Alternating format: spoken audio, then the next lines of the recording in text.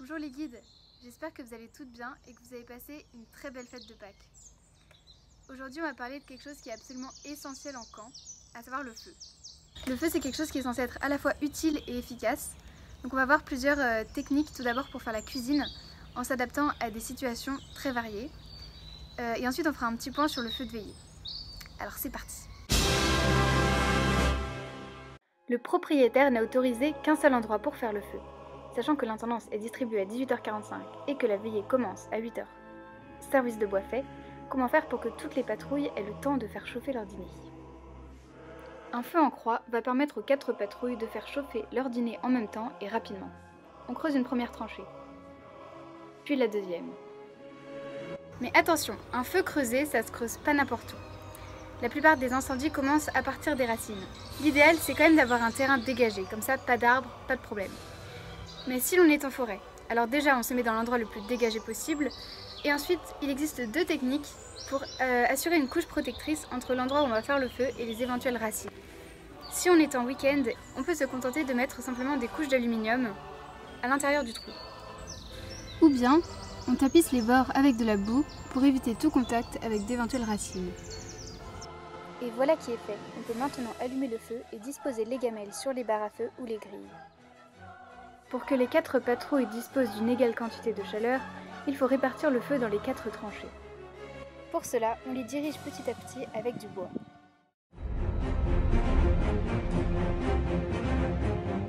Des bourrasques de vent se déchaînent sur le lieu de camp. Vous avez analysé la situation et avez conclu que faire un feu par ce temps et compte tenu de la sécheresse du terrain pourrait être dangereux. Ici, comme vous le voyez, on est en pleine forêt. On va fabriquer un feu totalement insensible au vent.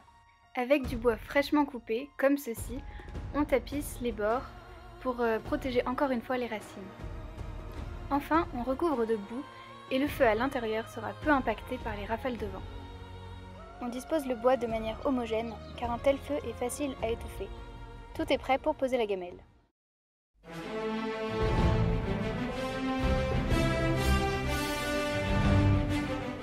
Cette année, vous avez décidé d'innover pour la table à feu. Voici un modèle assez original.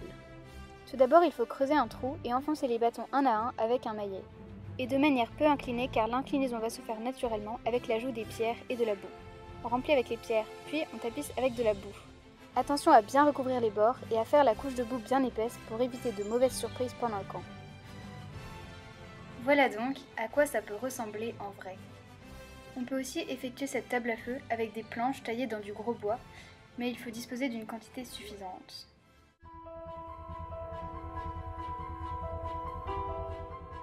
Ce soir, c'est les promesses, c'est l'occasion ou jamais de faire le plus beau feu de votre vie. Le véritable enjeu du feu de veillée, c'est pas tant la technique de la construction du feu en lui-même. En fait, le vrai secret, c'est le service de bois. Non seulement il s'agit de faire le service de bois conséquent, mais en plus il faut trier le bois. Le petit bois, le moyen bois et le gros bois, le plus important, qui va faire les plus belles flammes de la veillée. Tout d'abord, on creuse un trou pour ne pas se retrouver avec un gros tas de cendres à la fin du camp. Mais attention, pas n'importe où le trou.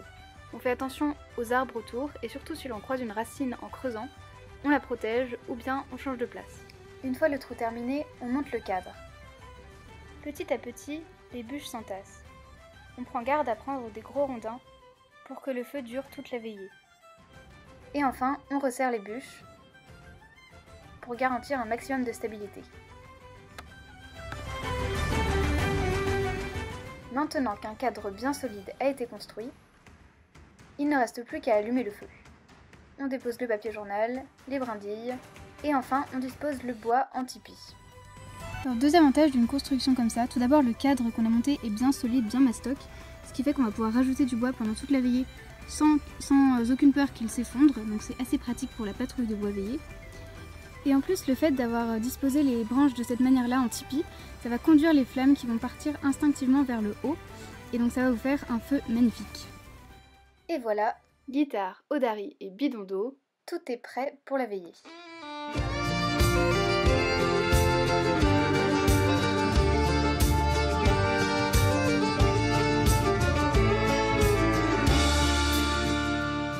Voilà.